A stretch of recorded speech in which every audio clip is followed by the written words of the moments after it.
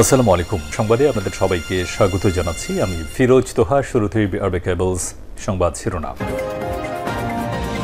পুরোদমে Iran, Israel এবং নিরীহ ফিলিস্তিনিদের মাঝে ভয়াবহ যুদ্ধ চলছে। আর এই মুহূর্তে আমাদের হাতে এসেছে যুদ্ধের সবথেকে গুরুত্বপূর্ণ, সবথেকে তাজা আপডেট সংবাদ। প্রথমেই জানাবো, গাজার স্কুলে হামলায় বেঁচে ফেরা শিশু ওয়াদ বললেন, আমার চোখের সামনে মা ও 6 ভাই বোনকে পুড়তে দেখেছি। রাত গভীর হঠাৎই শত শত মানুষের আশ্রয়কেন্দ্র স্কুলটি পরিণত হয় জ্বলন্ত মৃত্যুকূপে। দখলদার ইসরায়েলি বাহিনী স্কুলকে লক্ষ্য করে ব্যাপক বিমান হামলা চালিয়েছে। সেই আগুনের মধ্য দিয়ে কোনোরকম বেঁচে ফিরেছে 7 বছর বয়সী ছোট মেয়ে ওয়াদ শেখ খলিফা। আগুনের লেলিহান শিখার মাঝে মেয়েটি ক্লাসরুম থেকে বের হওয়ার সেই করুণ দৃশ্যটি আজ সামাজিক যোগাযোগ মাধ্যমগুলোতে ছড়িয়ে পড়েছে। সেখানে দেখা গিয়েছে কিভাবে এই নাবালক মেয়েটি কান্নাকাটি করছে। তার চোখের সামনে তার পুরো পরিবার আগুনে পুড়েছে। সে বিষয়টি পুরো বিশ্বের সামনে তিনি তুলে ধরেছেন। এ বিষয়ে খুবই গুরুত্বপূর্ণ সংবাদ জানাবো, সঙ্গেই থাকুন। এরপর জানাবো, গাজার 95% কৃষি জমি চাষযোগ্য নেই বলছে জাতিসংঘ।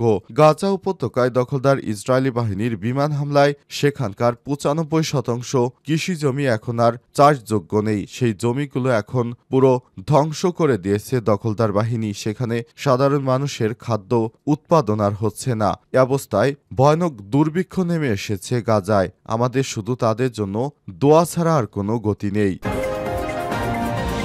এদিকে ইসরায়েলের উপর নিষেধাজ্ঞা দিতে ব্রিটিশ প্রধানমন্ত্রীর কাছে 800 বিচারক এবং আইনজীবীর চিঠি।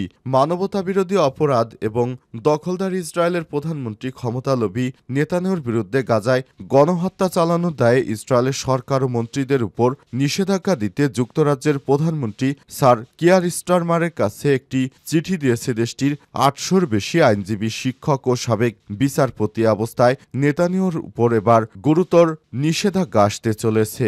নেতানিয়াহুর পালানোর কোনো জায়গা নেই।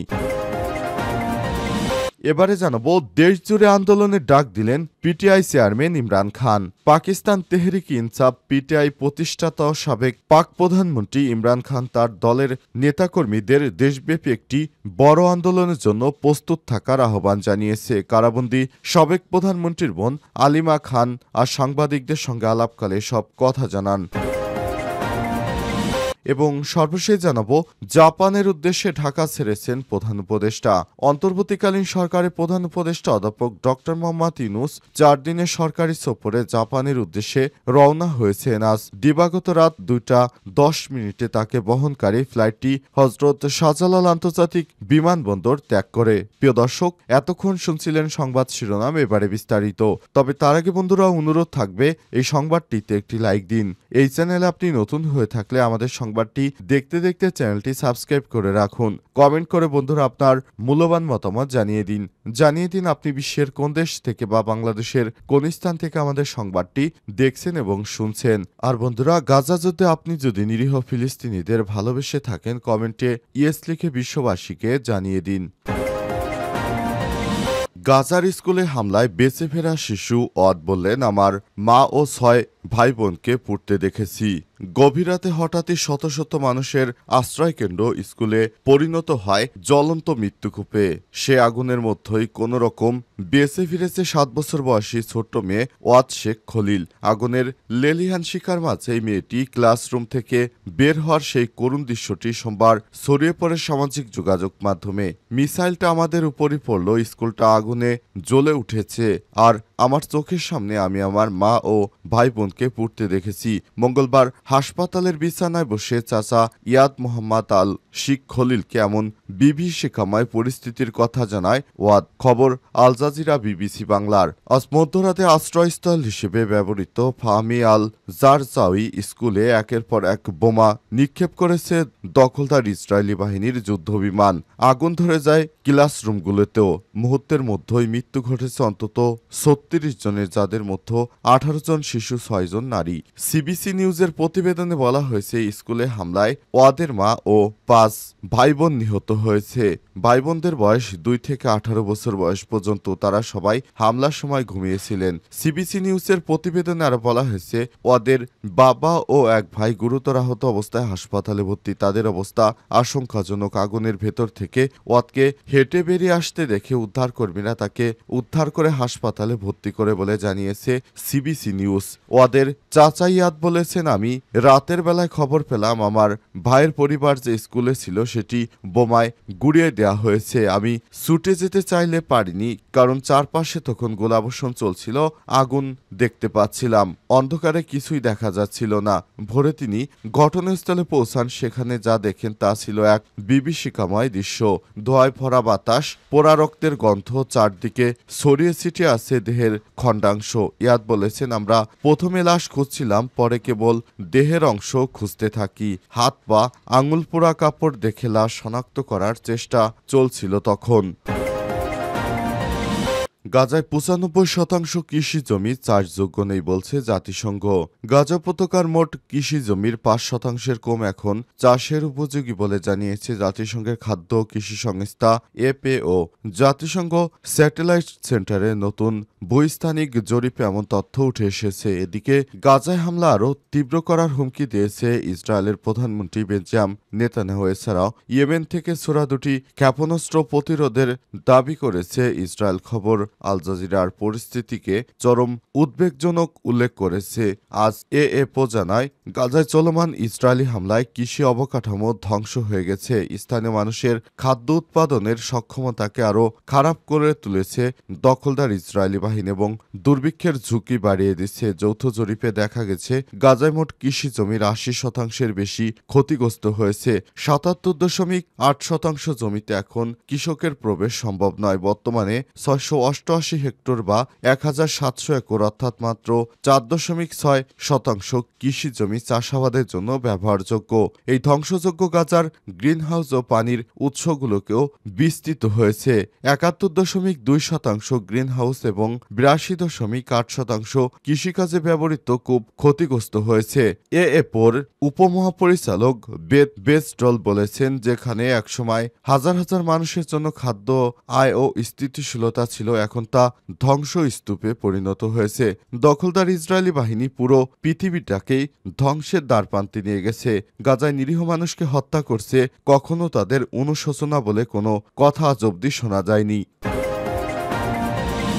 ইসরায়েলের উপর নিষেধাজ্ঞা দিতে ব্রিটিশ প্রধানমন্ত্রীর কাছে 800 বিচারক আইনজীবীর চিঠি। ফিলিস্তিনের গাজা উপত্যকায় গণহত্যা চালানোর দায়ে ইসরায়েলের সরকার ও মন্ত্রীদের উপর নিষেধাজ্ঞা দিতে যুক্তরাজ্যের প্রধানমন্ত্রী কিয়ার স্টারমারের কাছে চিঠি দিয়েছে দেশটির 800-র বেশি আইনজীবী, শিক্ষক ও সাবেক বিচারপতি। চিঠিতে ইসরায়েলের সংগঠিত আন্তর্জাতিক আইনের গুরুতর লঙ্ঘন বন্ধে দৃঢ় কার্যকর পদক্ষেপ গ্রহণের অনুরোধ করা হয়েছে। এই খোলা চিঠিতে বলা হয়েছে, গাজায় গণহত্যা চালানো হচ্ছে, সেখানে গণহত্যার একটি গুরুতর ঝুঁকি বিদ্যমান। গাজায় যুদ্ধ অপরাধ, মানবতার বিরুদ্ধে অপরাধ এবং আন্তর্জাতিক মানবিক আইনের প্রতি গুরুতর লঙ্ঘনের ঘটনা ঘটেছে। প্রধানমন্ত্রী কিয়ার স্টারমারকে এ বিষয়ে দ্রুত ব্যবস্থা নেওয়ার অনুরোধ জানিয়ে চিঠিতে বলা হয়েছে, গাজাবাসী নিশ্চিহ্ন হওয়া ঠেকাতে জরুরি এই পদক্ষেপ নেওয়া প্রয়োজন। চিঠিতে ইসরায়েলের অর্থমন্ত্রী বেজালেল স্মেটিসের সাম্প্রতিক মন্তব্য তুলে ধরা হয়। তিনি বলেছেন, গাজা উপত্যকার সব ভূখণ্ডের নিয়ন্ত্রণ নিতে চায় ইসরায়েল। হামাসকে নিশ্চিহ্ন না হওয়া পর্যন্ত গাজা দখল খালি করা এবং অবস্থা চলবে। যুক্তরাজ্যের সুপ্রিম কোর্ট এবং অন্যান্য আদালতের সাবেক বিচারপতি সহ বিশিষ্ট আইনজীবীরা এই চিঠিতে সই করেছেন, যেখানে যুক্তরাজ্য, ফ্রান্স, কানাডার নেতাদের সাম্প্রতিক একটি বিবৃতির কথা উল্লেখ করা হয়েছে। বিবৃতিতে সব দেশের নেতারা গাজায় চলমান ভোগান্তিকে অসহনীয় বলে অভিহিত করেছেন। চিঠিতে যুক্তরাজ্যের সরকারকে মৌলিক আন্তর্জাতিক আইনি দায়বদ্ধতা পালনের আহ্বান জানানো হয়েছে। এতে বলা হয়েছে, গাজায় অবিলম্বে নিঃশর্ত ও স্থায়ী যুদ্ধবিরতি নিশ্চিত করতে এবং ফিলিস্তিনিদের জন্য জরুরি, নিঃশর্ত ও বাধাহীনভাবে মানবিক সহায়তা আবার চালু করতে সব ধরনের উপায় ব্যবহার করা উচিত। জাপানের উদ্দেশ্যে ঢাকা ছেড়েছেন প্রধান উপদেষ্টা।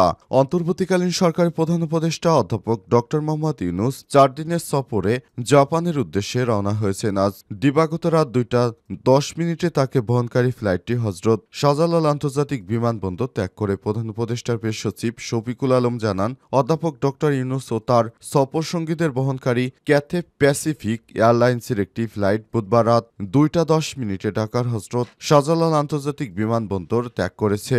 29 মে নিক্কেই সম্মেলনে জন্য জাপানে গেলেন দ্বিপক্ষীয় সফর হিসেবে এবং আলাদা গুরুত্ব পাচ্ছে প্রধান উপদেষ্টার এই সফর।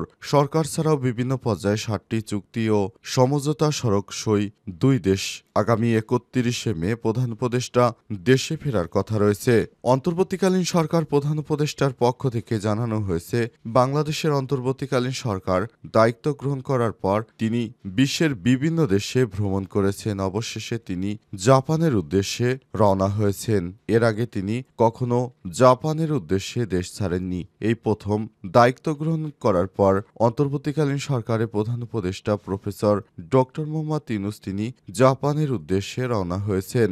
জাপানের সরকারের সঙ্গে বাংলাদেশের প্রধান উপদেষ্টা অধ্যাপক ডক্টর মোহাম্মদ ইউনূসের বেশ ভালো সম্পর্ক রয়েছে। তাই বাংলাদেশের এই সম্পর্ককে কাজে লাগিয়ে বাংলাদেশের বেশ কিছু গুরুত্বপূর্ণ চুক্তি ও সমঝোতা স্মারক সই করতেই অন্তর্বর্তীকালীন সরকারের প্রধান উপদেষ্টা জাপানের উদ্দেশ্যে রওনা হয়েছেন। আশা করা যায় তিনি বাংলাদেশের ভবিষ্যৎ বিনির্মাণে জাপানের সঙ্গে বিভিন্ন চুক্তি ও সমঝোতা স্মারক সই করে তারপর সেগুলো দেশের উপকারে কাজে লাগাতে পারবেন। অন্তর্বর্তীকালীন সরকারের প্রধান উপদেষ্টা অধ্যাপক ডক্টর মোহাম্মদ ইউনূস দায়িত্ব গ্রহণ করার পর বাংলাদেশের ভাবমূর্তি এখন অনেকটা উন্নত হয়েছে, বিশেষ করে ইউরোপীয় ইউনিয়নের কাছে। এরই ধারাবাহিকতায় তিনি জাপানের সঙ্গে সম্পর্ক দৃঢ় করার অঙ্গীকার করেছেন।